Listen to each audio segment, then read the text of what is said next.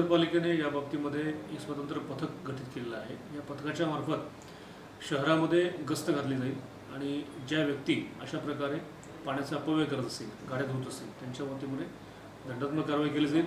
याच्यामध्ये स्पेसिफिकली पहिल्यांदा नोटीस दिली जाईल, त्यांना एक संधी दिली जाईल आणि त्यानंतर जर का त्यांनी ऐकलं नाही त्या बाबतीमध्ये तर त्यांच्याबद्दल नळ कनेक्शन कट करण्याची कारवाई करण्यात येईल। त्यामुळे सगळ्या नागरिकांना आव्हान आहे, पाणी टंचाईचा आत्ताचे पिरियड चालू आहे, पाणी आपल्याकडे कमी उपलब्ध आहे। आता महाराष्ट्र जल प्राधिकरणाच्या मार्फत आता स्ट्राईक चालू आहे। अशा याच्यामध्ये उपलब्ध पाण्याचा अत्यंत काटकसरीने आपण वापर करणं आवश्यक आहे। पाण्याची जर का आपण उधळमाधळ केली तर मग पुढे पाणी आपल्याला अवेलेबिलिटीला फार त्रास होईल। त्यामध्ये अजूनही एप्रिल मे हा महत्त्वाचा कालावधी आपल्याला पूर्ण करायचा आहे। या दृष्टीने पाण्याचा काटकसरीने वापर करण्यात यावा आणि पाण्याचा अपव्यय होणार नाही याची दक्षता घेण्यात यावी अशी आमचं आव्हान